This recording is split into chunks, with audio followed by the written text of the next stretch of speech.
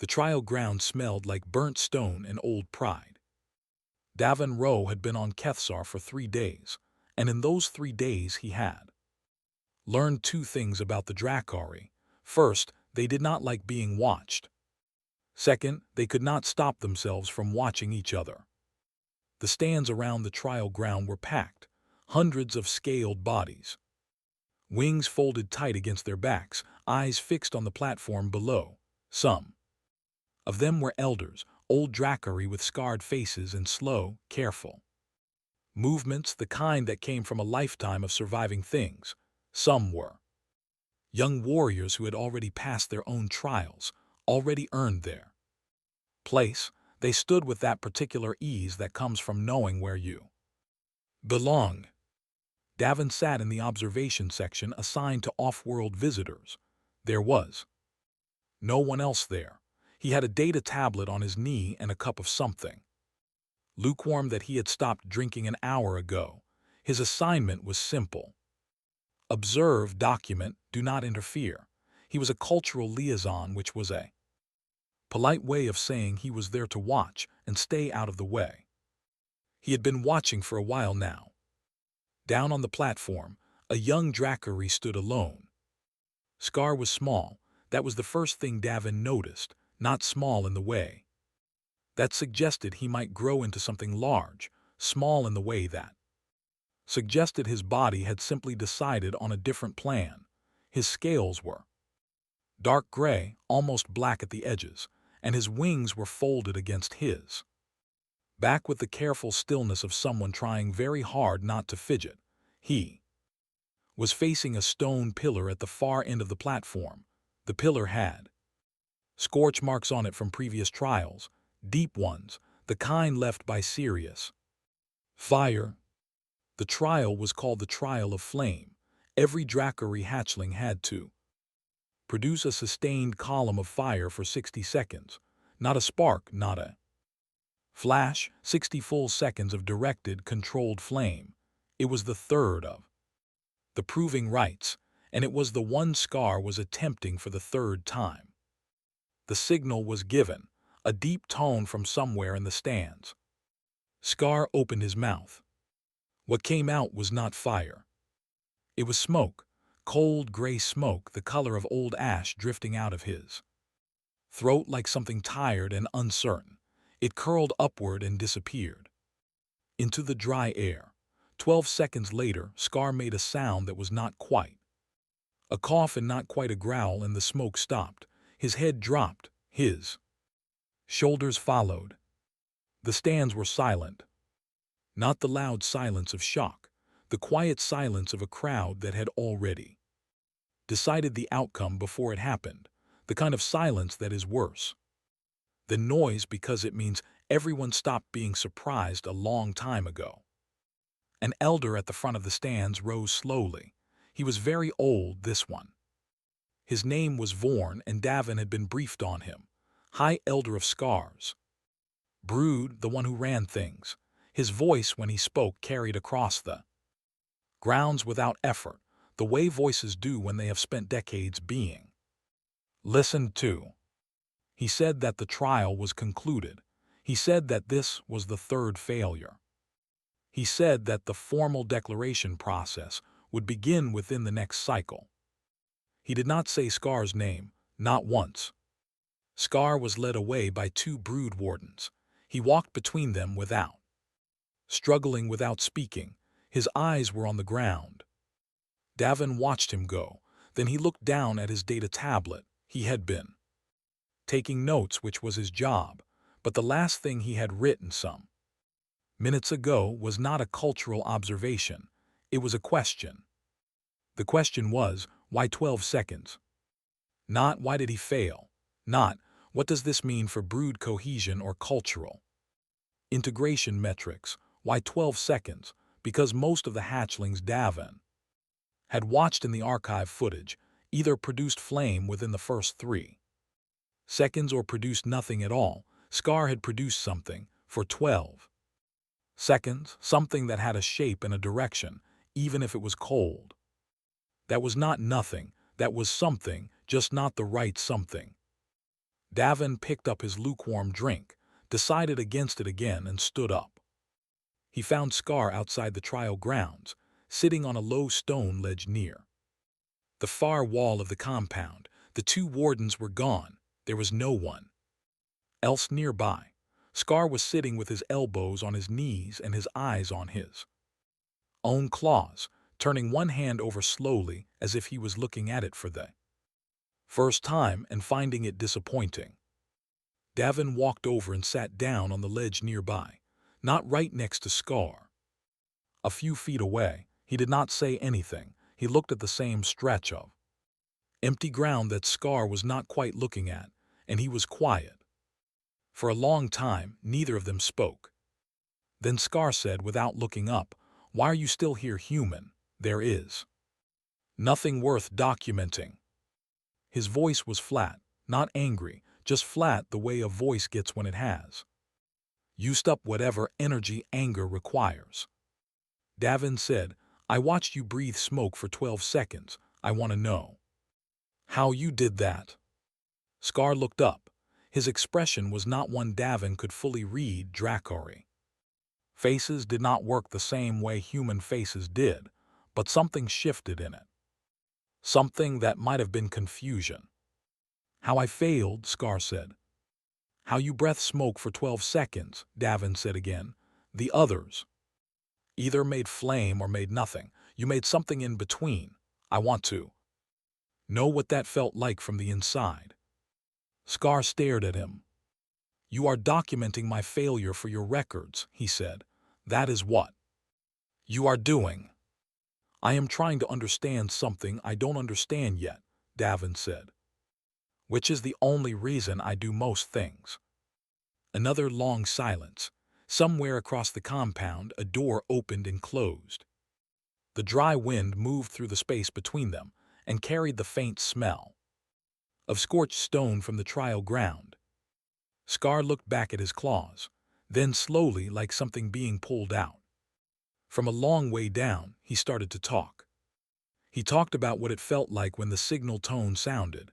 He talked about the heat that built in his chest, because there was heat, there was always heat, it just never went where it was supposed to go. He talked about the way his thoughts scattered the moment he tried to push, like trying to hold water with open hands. He talked about the smoke and how he could feel it leaving him, and how it was warm for just a moment before the air took it. Davin listened. He wrote things down, not cultural observations, just what Scar was saying in Scar's words. When Scar stopped talking, Davin looked at his notes for a moment. Then he asked, "When the heat builds, does it feel like it goes up, or does it feel like it spreads sideways?" Scar looked at him again, with that same unreadable shift in his expression. "Sideways," he said quietly. "It always goes sideways. I always thought that meant it was going wrong." Davin wrote that down too. "Maybe," he said, "or maybe it's going somewhere else." He did not explain what he meant by that. Scar did not ask. The light over Kethsar was changing, going from white to a deep amber as the star lowered. And the two of them sat in it for a while, the young Dracari who had failed 3 times and the human who had come to watch, and decided, without quite deciding, to stay a little longer. The trial ground was empty now. The scorch marks on the pillar caught the amber light and held it. 12 seconds of cold smoke. It was a small thing. Davin had found that small things, looked at carefully enough, had a habit of becoming something else. Medical records, Davin had learned, told 2 stories. The first story was the one the records were written to tell, a clean line of tests, results, and conclusions, each one following the last like steps on a staircase. The second story was in the gaps between them, in the things that were never tested because no one thought to ask, in the results that were filed and forgotten because they did not match the shape of the question being asked. Scar's file had a lot of gaps. Davin had spent 2 weeks going through it. He had to request access through 3 separate channels, and each request came back with a slightly different flavor of reluctance. The first said the records were brood property. The second said the records were medically sensitive. The third said that Elder Vorn had approved limited access, but that limited access meant Davin could read and not copy, and that a brood medical clerk would be present during his review. The clerk sat in the corner of the small room they gave him and stared at the wall and said nothing for 4 hours, which suited Davin fine. What Davin found in those 4 hours was this. Scar's fire gland was functional. It produced heat. The thermal output readings were on the low end of normal. But they were there. Every test confirmed it. The gland worked. Scar's psychic cortex was also functional. His resonance output was scattered and inconsistent, but it registered. It was there. The tests confirmed that. 2. Both systems worked separately.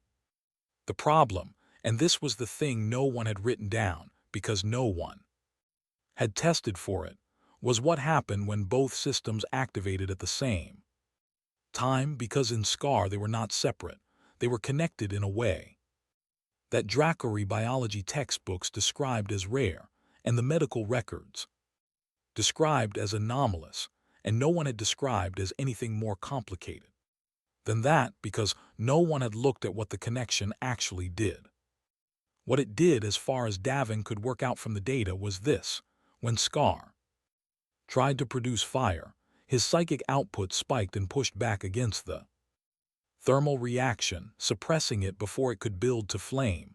When he tried to use psychic resonance, his fire gland activated and scattered the signal before it could focus.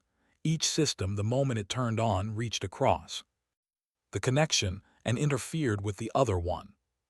Not because either system was broken, because they were too connected, because they were trying to work together in a body that had never been taught how to let them.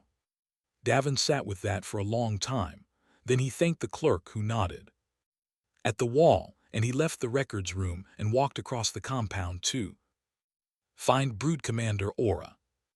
Aura was the only Dracari officer on the base who had agreed to meet with Davin informally. Most of them kept the meetings formal and short. Aura was younger than the others, maybe 40 years into what could be a 200-year lifespan, and she had a way of listening that suggested she was actually doing it rather than just waiting for her turn to speak. They met in a small room off the main operations corridor. Aura had a report in her hands when Davin came in. She set it down when he started talking. He explained what he had found. He kept it simple. He drew a rough diagram on his data tablet and showed her the way the two systems were cross-linked and what happened when they fired together. Aura studied the diagram for a while without speaking. Then she said, "The fire gland tests and the psychic tests are conducted on separate days, always. They have always been conducted that way." "I know," Davin said. "So there is no record of what happens when both systems are active at the same time," she said, "because no one has tested that." "There is no record," Davin agreed. Aura looked at the diagram again. She had the expression of someone who had just found an error in a calculation they had trusted for years and was not sure yet whether to be relieved or troubled. "If what you are saying is correct," she said slowly, "then every Dracari with this configuration would have been declared Ashborn before anyone found the crosslink, because the tests would show a working fire gland and a working psychic cortex, both performing below expectations, and the simplest explanation would be general deficiency." "Yes," Davin said. "And there would be no reason to look further," Aura said, "because the rights are not looking for cross-linked systems. They are looking for fire output and psychic resonance measured separately." "Yes," Davin said again. Aura was quiet for a moment. Then she said, "What do you intend to do?" I want to work with Scar, Davin said. Not to fix him, to find out if he can. Learn to use both systems at once, deliberately, instead of having them fight each other. Aura shook her head slowly. The proving rights have specific criteria, even if Scar develops a different ability, the rights will not adjust their criteria for him. The outcome will not change unless he can produce flame. I am not trying to change the outcome of the rights, Davin said. I am trying to find out what Scar can actually do.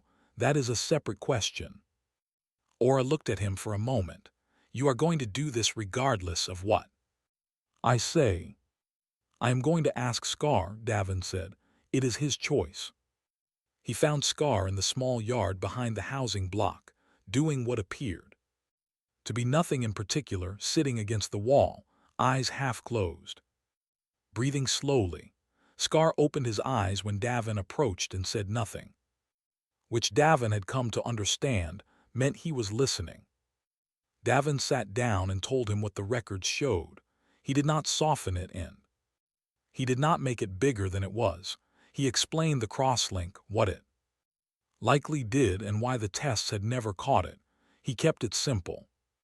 When he finished, Scar was quiet for a long time. Then Scar said, "You are telling me I am a different kind of broken." "I am telling you that both your systems work," Davin said. "The problem is that they work on each other at the wrong time. That is not the same thing as broken." "It has the same result," Scar said. "So far," Davin said, "I want to try something instead of trying to push one system at a time. I want you to try activating both at once, deliberately, not fighting the connection, using it." Scar looked at him.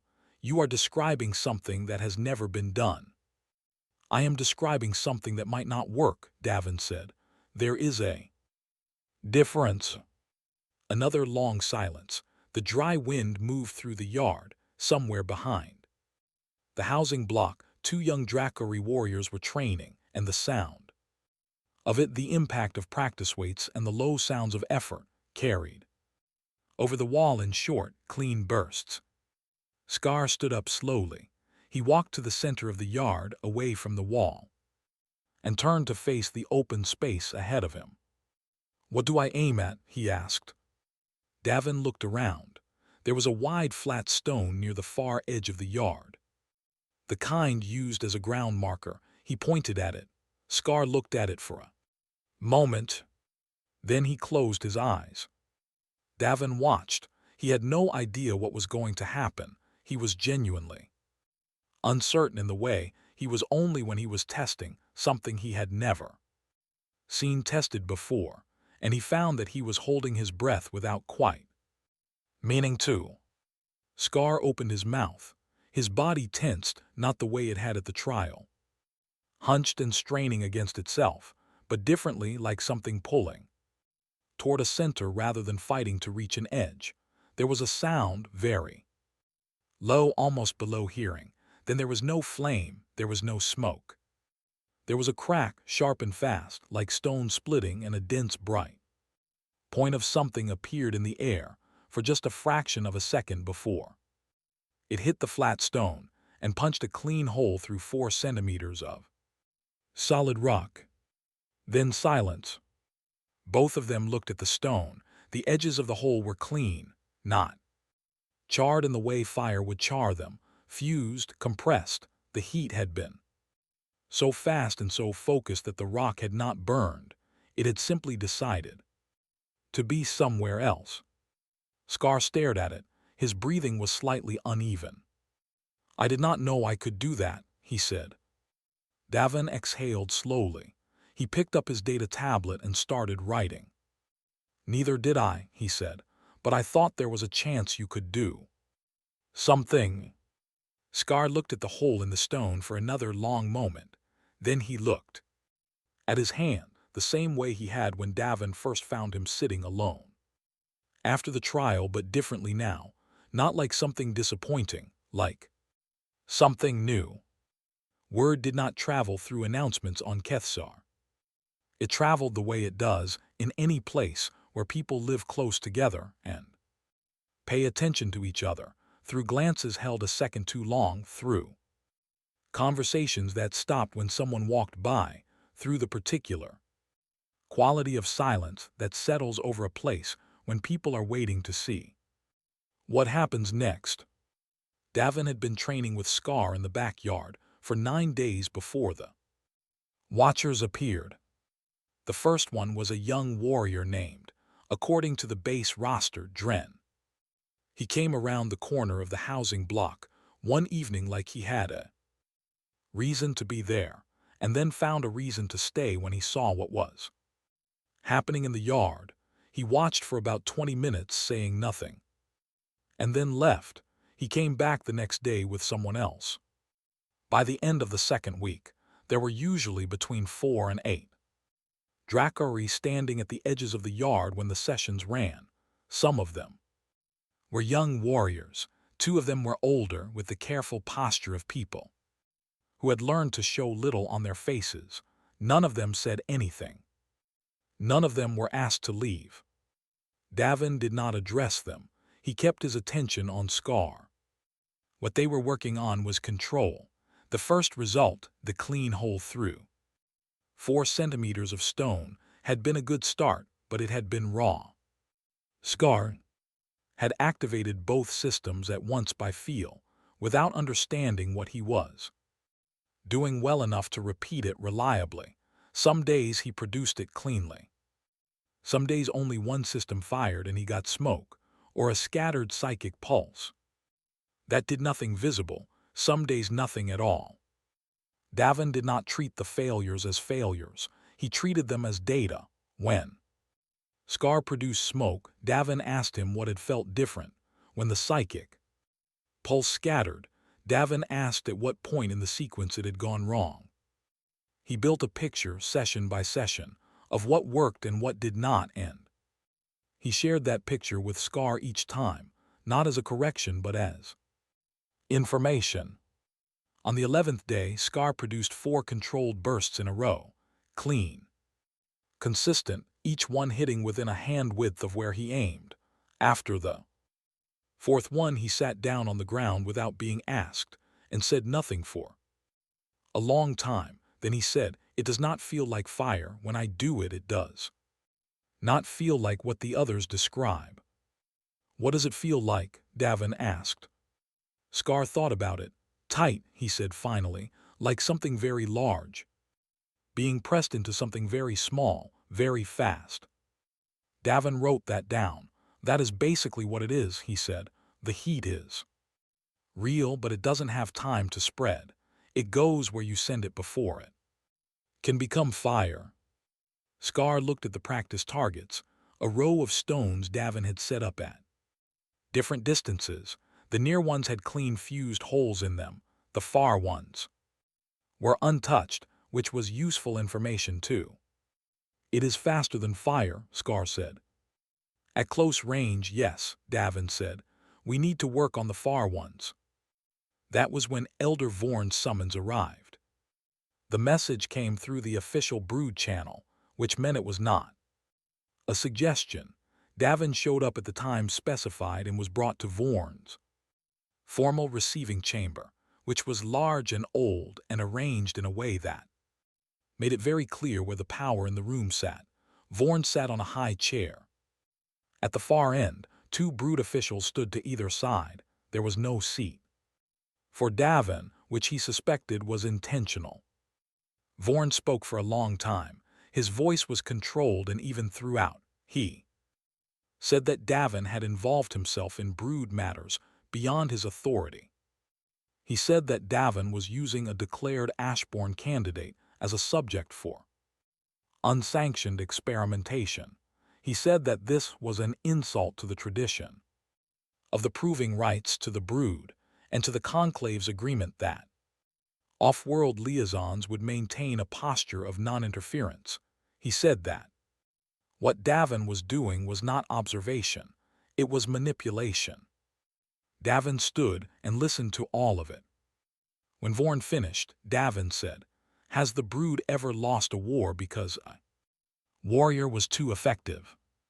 The room was very quiet. Vorn's expression did not change in any obvious way, but something shifted.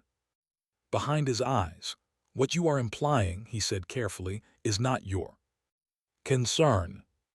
"I am asking a straightforward question," Davin said. "You are asking a question intended to embarrass tradition," Vorn said. "That is not the same thing." Davin did not push further. He was not there to win an argument today. He made one request before he left: a formal tactical assessment for Scar, not a repeat of the proving rights but a combat simulation evaluation. He framed it as a research request under the Cultural Division mandate. Vorn refused, cleanly and without room for discussion. Davin thanked him for his time and left. That night his communication terminal showed a call from Admiral Whalen. Davin sat in his small assigned room, looked at the incoming call for a moment, and answered it. Whalen was a large man with a flat, practical face and the patience of someone who had spent decades managing people he found frustrating.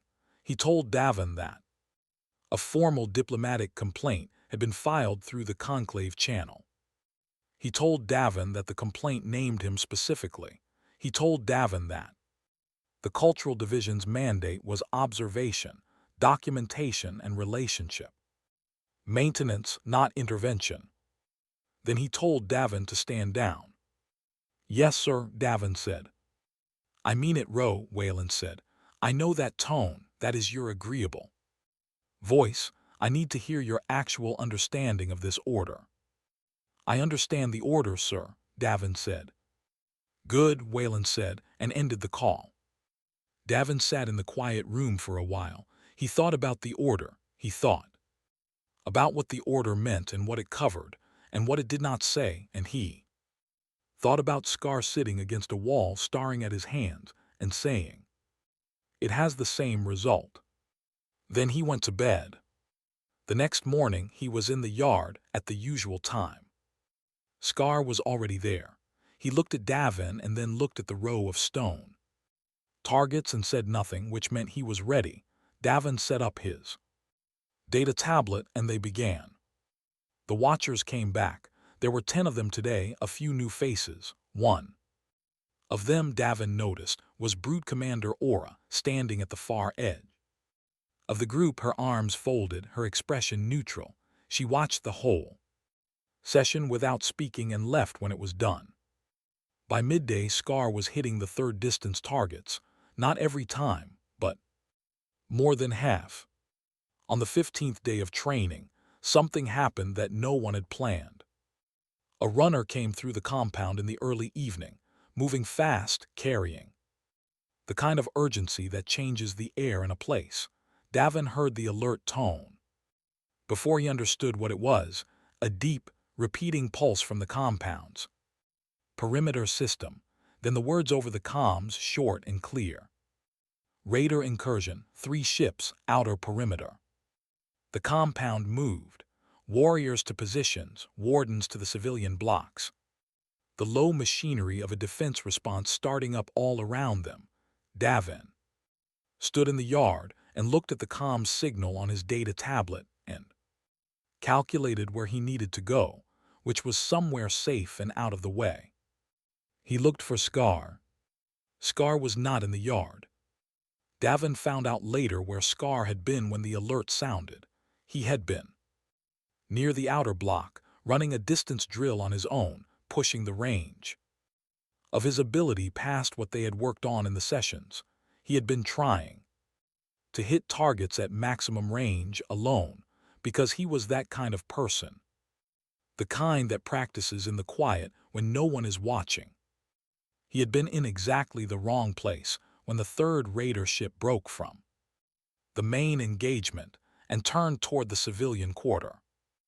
Davin did not know any of that yet.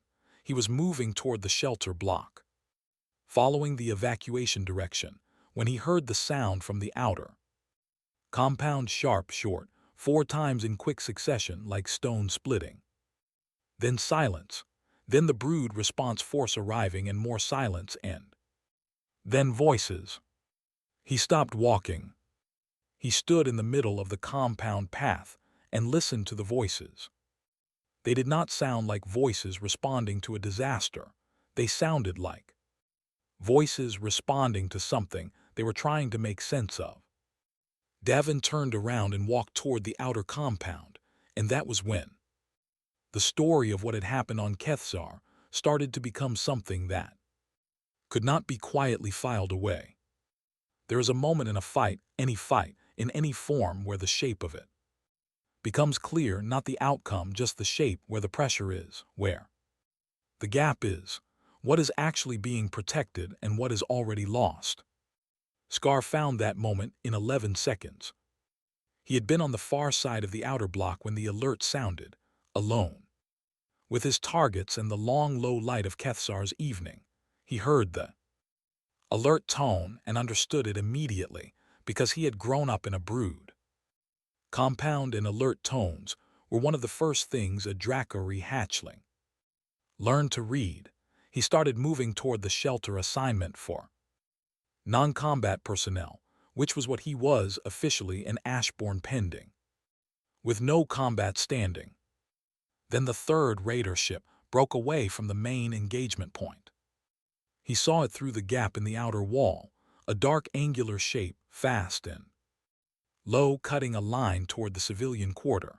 He saw the direction it was going, and he understood the direction because he knew this compound had grown up in part of it, and he knew what was on the far end of that line.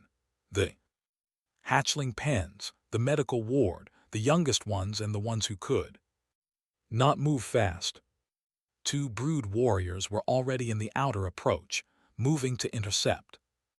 He watched one of them take a hit from the ship's forward array and go down. The second engaged hard, pulling the ship's attention, buying seconds. The ship slowed but did not stop.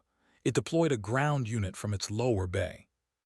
4 figures in heavy raider armor, moving fast, spreading toward the civilian block entrance. The second warrior reached one of them, and the engagement there was loud and close and consuming all of her attention. 3 remained. Scar was between them and the door. He had no armor, he had no weapon, he had no formal standing in the brood's defense structure. He had been told in a way that required no words that he was not a warrior and would not be. He had spent 3 consecutive trials being shown in front of everyone what he was not. He had also spent 15 days learning what he was. The first raider in the line saw him and made a decision, a small Dracari. No armor, no fire, standing in the approach. Easy. The raider brought up compression lance and moved forward without slowing. Scar did not run. He planted his feet. He thought about what Davin had told him in the yard. Not instructions, not a technique, just a description, like something very large being pressed into something very small, very fast. He had said that himself, actually. He had described his own ability before he fully understood it, and Davin had written it down and read it back to him a day later and said, "That is basically what it is." He let both systems reach for each other. The first burst hit the compression lance at the midpoint. The lance cracked, and the raider's arm went sideways with the force of it. The raider went down. The second burst hit the ground 2 meters in front of the remaining 2 raiders, and the stone exploded upward in a fast, dense spray of fused fragments. Not aimed at them, aimed at the ground between them, because Davin had made him practice angles, not just targets. The 2 raiders broke their line, separating to avoid the debris. The third burst caught the left one as he separated. The fourth caught the equipment pack on the right one's back. Davin had made him study target priorities, too, during the quiet evenings in the yard when Davin would pull up combat analysis feeds from the Conclave military archives and walk him through what mattered and what did not. Equipment packs on heavy raiders contained either power cells or jump drive assists, either way hitting Them made the person wearing them stop being interested in forward movement. It took 11 seconds. 11 seconds from the first burst to the last. The fourth raider was on the ground, not dead, not moving. The approach to the hatchling pens was clear. The brood response force arrived at the outer block 40 seconds later, moving hard and fast and ready for a fight, and they found 4 raiders down and 1 small dark-scale Dracari with no armor standing in the approach with his breathing a little fast, and his hands still held out at his sides the way they were when he was holding the focus. The senior warrior in the response force was named Drell. He was broad and old, and had a scar across his muzzle that had not healed quite straight. He looked at the 4 raiders. He looked at Scar. He looked at the fused holes in the ground and the cracked lance and the ruined equipment pack. He said, "What was that technique?" Scar lowered his hands. "The human called it compensation firing," he said. "I call it the only thing I know how to do." Drell looked at him for a moment longer. Then he moved his unit forward and said nothing else, because there was still a job to finish. Davin got to the outer block 12 minutes after it was over. He had ignored the shelter directions completely, which was either brave or foolish depending on who you asked, and had followed the sound of the after-action voices through the compound until he found the right place. Medical team was working on the warrior who had gone down from the ship's forward array. 2 wardens were processing the captured raiders. The third warrior, the one who had fought the ground engagement, was sitting against the wall with a field medic doing something to her arm. Scar was standing near the door to the hatchling pens, which was still closed and sealed and intact. Someone had given him a thermal wrap, the kind used after system overexertion, and he had it around his shoulders in a way that suggested he was not quite sure what to do with it. Davin walked over to him. He did not say anything dramatic. He looked at the door, which was intact, and he looked at Scar, who was standing. "You all right?" he said. "I am not injured," Scar said. "That is not the same question," Davin said. Scar considered this. "I do not know yet," he said honestly. Davin nodded. "That is a fair answer." He pulled out his data tablet. He was already thinking about the documentation, about how to write this up in a way that was accurate and complete and useful. Not as a political argument, but as a record. What happened when it happened. What Scar did and how, and what the outcome was. He was a documentation officer, and he was going to document it, and he was not going to dress it up or make it bigger than it was. It was already big enough. He filed the report that night. He made sure Scar's actions were recorded in precise, clear language. He cross-linked it to the medical and cross-system training records. He sent it through the official Cultural Division channel and also attached a copy to the Brood's own incident log, which he had access to as part of the observation mandate. He also sent a copy to Admiral Whalen with no message attached, just the report. 3 hours later, he was sitting in his room when he heard the sound of footsteps in the compound going past his window, slow, deliberate steps, the kind that belonged to someone old and heavy with thought. He looked out. Elder Vorn was crossing the compound alone, moving toward the hatchling pens. He walked without hurrying, without pausing, and he went in through the door that was still intact and sealed and undamaged, and the door closed behind him. Davin watched the door for a moment. Then he looked at the compound beyond it, where Kethsar's night sky was doing what it always did, sitting there, very large and very old and completely unbothered by the things happening beneath it. He did not know what Vorn was feeling in that moment. He did not know if any of this would change anything, or if the machinery of the Ashbourne Declaration would simply continue moving forward because it had its own weight and its own direction, and one night's events were not enough to redirect it.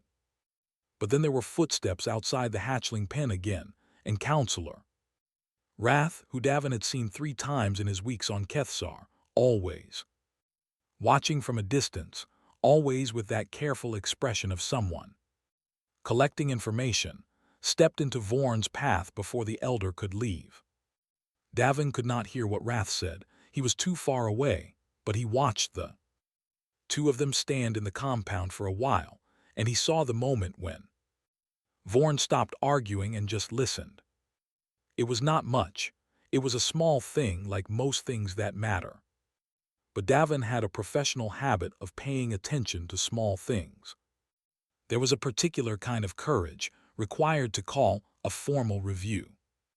It was not the loud kind, not the kind that stands on a platform and makes speeches, not the kind that charges a position or breaks a line.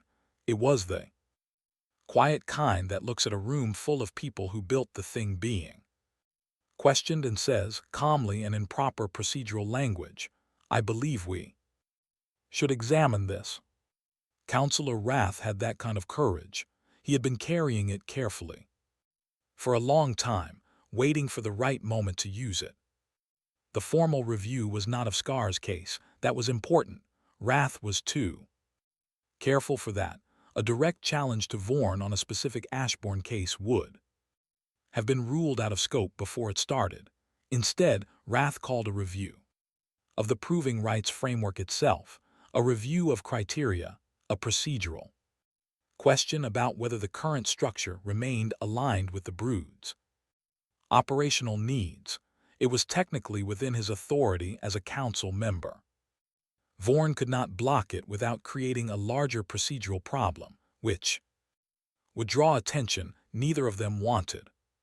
So the review was called, and because Davin had filed his documentation through every correct channel simultaneously, cultural division, brood incident log, conclave military record, and because those records now existed in a way that could not be quietly removed, Wrath was able to invite Davin to present testimony.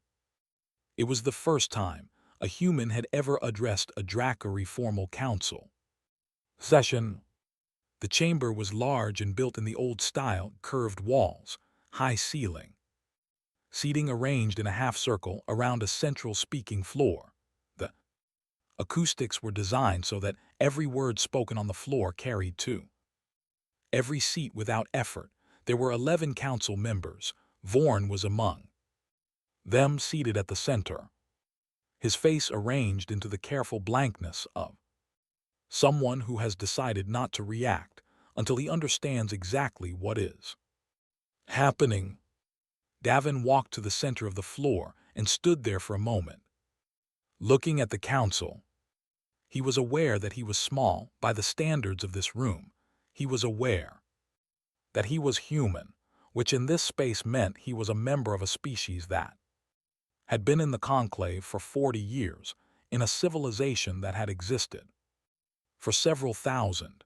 He was aware that the argument he was about to make had to land cleanly or it would be dismissed, and that if it was dismissed, Scar's provisional status, the fragile temporary suspension of the Ashbourne declaration, would likely end badly. He did not perform any of that awareness. He just stood there and spoke. He did not argue that the proving rights were wrong. He said so explicitly. At the start, he was not here to call the rights unjust or primitive or anything of that kind. He was here with a question, just one question. He was a documentation officer, and he had been documenting carefully, and this question had come out of that documentation, and he thought it deserved a considered answer. He let that settle for a moment. Then he said, the stated purpose of the proving rights is to identify Dracari capable of defending the brood.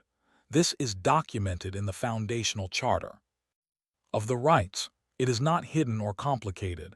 It is the explicit stated purpose, identification of capable defenders. Scar had defended the brood.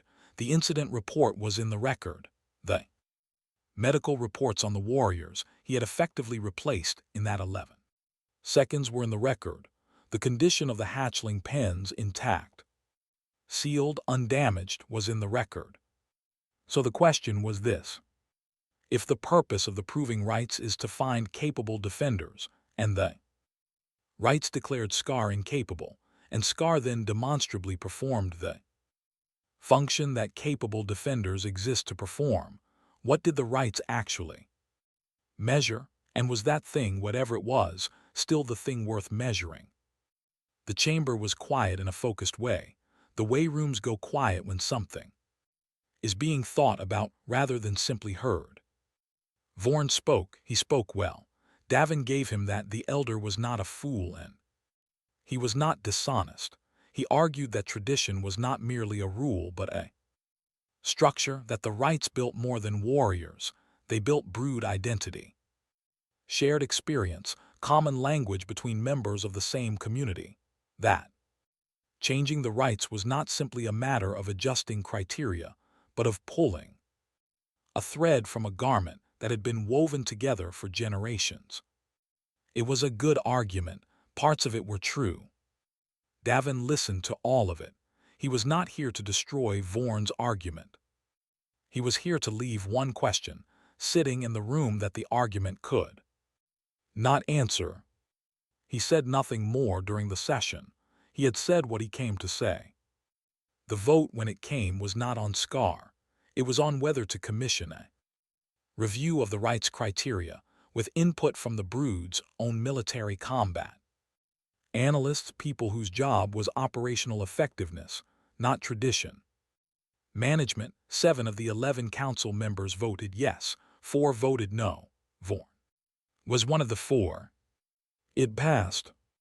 Afterward, in the corridor outside the chamber, Davin was walking toward the compound exit when he heard steps behind him, slow, deliberate, familiar. He turned around. Vorn stopped a few feet away. He looked at Davin for a moment with the expression of someone who has something to say and is deciding exactly how to say it. "You are very stubborn," Vorn said finally, "for a species that has been in space for 2 centuries. Davin considered the statement. "We did not have anyone to teach us the right way," he said. "We just kept trying things until some of them worked. It becomes a habit." Vorn studied him. "You do not believe you have won anything today." "I believe a question got asked that needed asking," Davin said. "What happens next is not mine to decide." Vorn was quiet for a moment. He looked past Davin at the corridor and whatever he was seeing beyond it. "The rights were written in a different time," he said. "The enemies we faced then came from the front, with fire, and our answer was fire. We built the rights to find the best fire." He paused. "The enemies now are not the same." He said it the way a person says a thing they have known for a long time and not admitted, not to Davin particularly, just out loud, in the way that sometimes has to happen before a thought can be acted on. Then he walked away. Davin stood in the corridor for a moment. Then he went to find Scar. Scar was in the yard, the backyard, the one with the stone targets, some of which had so many fused holes in them that they were becoming structurally questionable. He was doing distance work alone, moving through the sequence they had developed together: settle, reach, compress, release. He was hitting the far targets consistently now, not every time, but consistently. He stopped when he saw Davin and waited. Davin told him what had happened in the chamber. He kept it factual.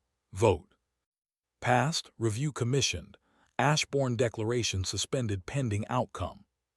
Scar's status was provisional, not a warrior, not cleared, not Ashbourne.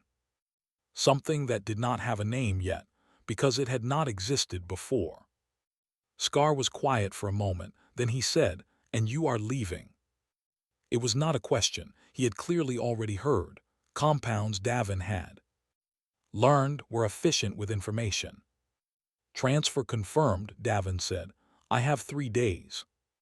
Scar nodded once. He looked at the targets for a moment, then he looked back at Davin with the expression that was hard to read on a Dracori face, but which Davin had, over these weeks, learned to read on Scar's face specifically.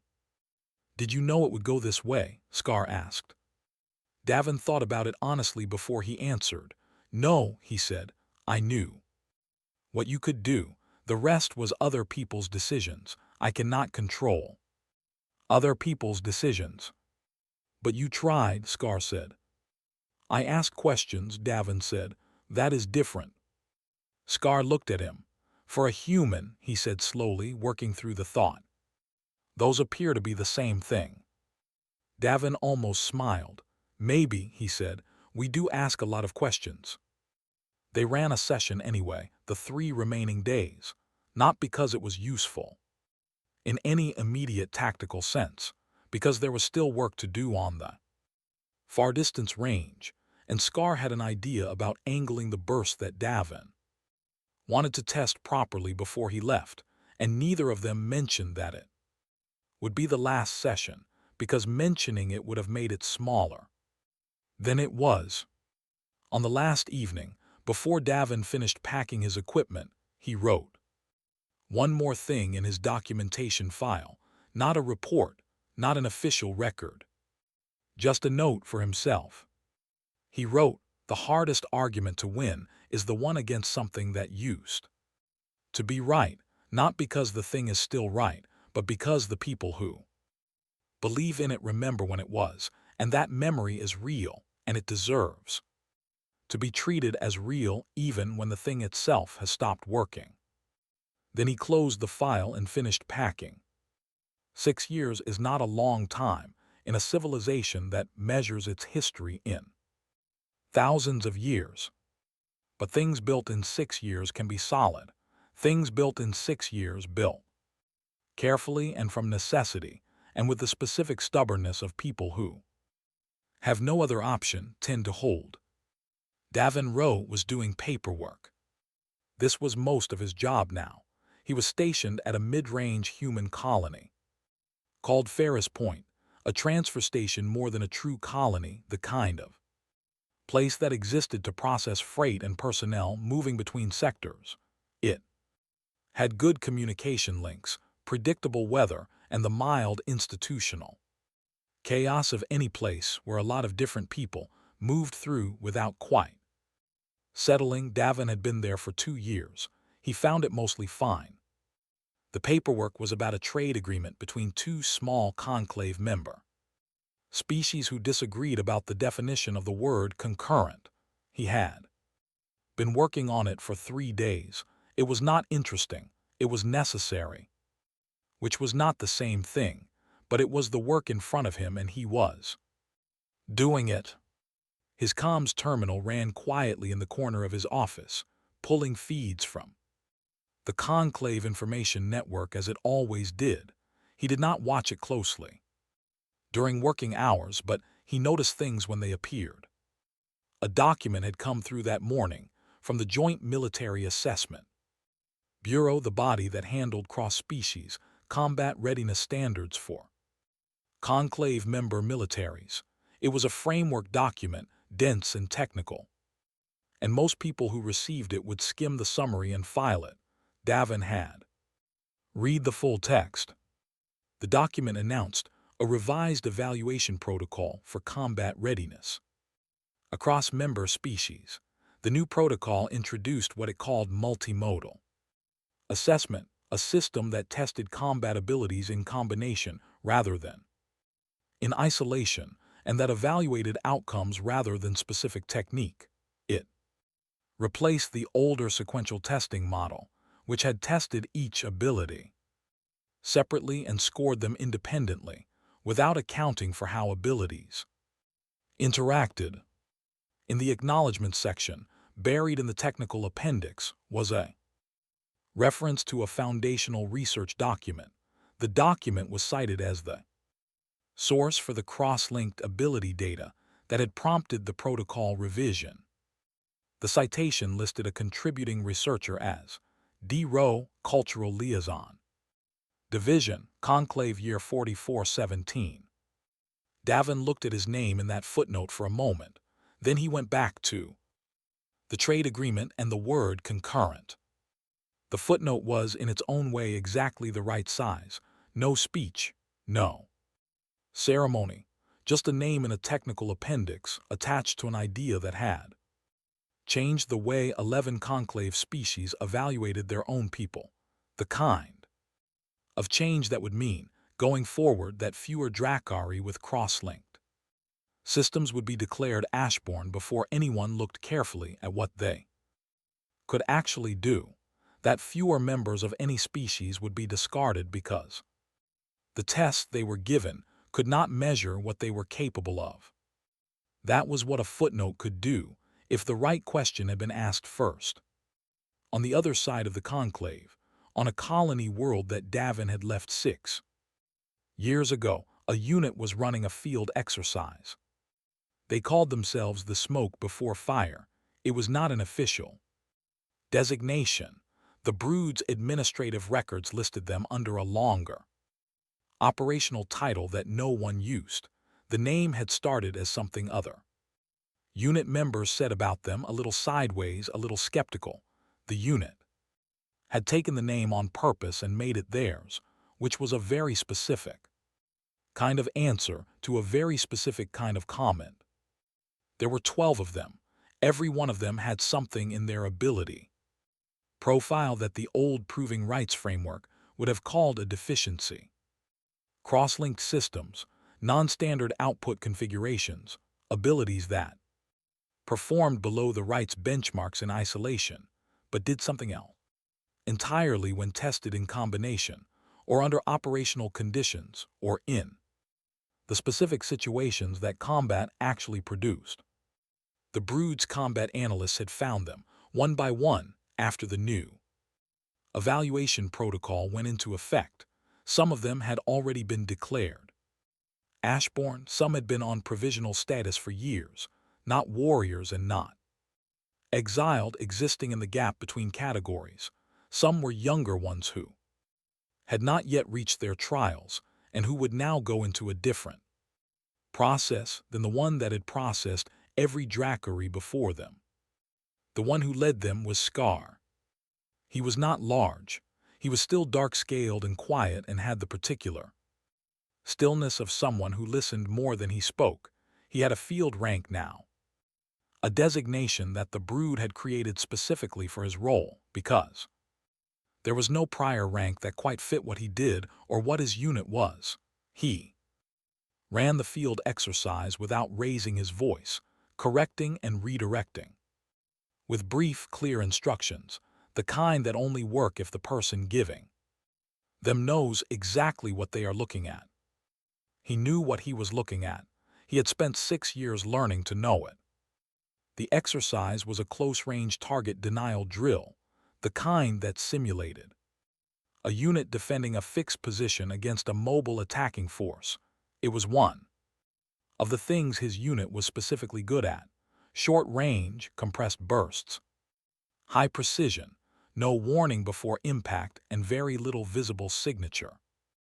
During the Smoke Before Fire had developed a reputation, in the 2 years since the unit's formal recognition, for being extraordinarily difficult to locate during an engagement. They hit before they were seen. They were, the assessor's reports noted, ideally suited for compound defense, escort, and close protection roles. Compound defense. The assessors had written it as a tactical observation. Scar had read it and thought of a sealed door intact on the night. Everything could have gone wrong. After the exercise, when the unit had finished their debrief and begun the equipment review that followed every drill, Scar sat alone for a while. At the edge of the training ground, it was a habit he had kept, sitting quietly after the work was done, giving himself time to think through what had happened and what should be different next time. He thought about the 12 people in his unit. He thought about where they had been before the evaluation protocol changed. Ashborn declarations, provisional limbo, the particular kind of erasure that happens when an institution looks at a person and decides they do not fit the shape it is looking for. He thought about where they were now. Then he picked up the small data card he had been carrying in his equipment pouch for 2 weeks, since he had decided he was going to send the message. He had been taught a small amount of human script during a cross-species exchange program the brood had adopted 18 months ago. He was not fluent. He was barely functional, but he had practiced the specific thing he wanted to write until he could write it correctly, and he had checked it 3 times with the translation tool, and he was reasonably confident it said what he intended it to say. He sent the message through the conclave relay network, routed through 3 stations, as was standard for long-distance communication between colony worlds. He attached a single image, the unit in the training yard standing in the loose formation they used after exercises, 12 of them, scar in front. All of them looking at the camera with the calm that comes from people who know what they can do. At the bottom of the image, in his careful, practiced human script, he had written 1 word. He was not certain his handwriting was good enough. The letters were uneven. The spacing was slightly wrong on the second character, but the translation tool said it was readable, and readable was enough. On Ferris Point, Davin was still working on the trade agreement when the terminal chimed with an incoming message. No sender name, 3 relay hops. Flagged as personal, he opened it. He looked at the image for a long time. He looked at the 12 faces at the training yard, at the clean professional posture of people who had found their place in the world. He looked at Scar at the front, calm and present in exactly where he was supposed to be. He read the word at the bottom. He set the message down on his desk. He did not do anything dramatic with it. He did not forward it or add it to any official record. He just left it open on the corner of his screen and went back to the trade agreement. Outside his office window, a cargo freighter was working its way into the station dock, a large, slow, noisy human ship, the kind that was always slightly too loud and slightly too confident in how much space it was taking up. It made the particular grinding sound of a ship that had been doing long hauls for a long time and had no intention of stopping. Davin looked at it for a moment. He thought about a simple thing he had believed for most of his working life. The thing that had gotten him into more trouble with more superiors than anything else he had ever done. The thing that had kept him in a yard on Kethsar long after his orders said to stop. Most failure is a measurement problem. You are not measuring the wrong person. You are asking the wrong question. He thought about a small Dracari with dark scales sitting alone on a stone ledge, staring at his hands like they had let him down. He thought about the 12 seconds of cold smoke. He thought about 4 raiders down in 11 seconds and a door that was still sealed and intact. He thought about a word in careful, uneven human handwriting from someone who had learned to write it specifically because they wanted to say it in a language that meant something. Then the freight terminal notification chimed on his desk because the trade agreement was due before end of shift and the word concurrent still needed resolving, and Davin Rowe picked up his pen and went back to work. Some things take as long as they take, and some things, looked at carefully enough, turn into something worth looking at.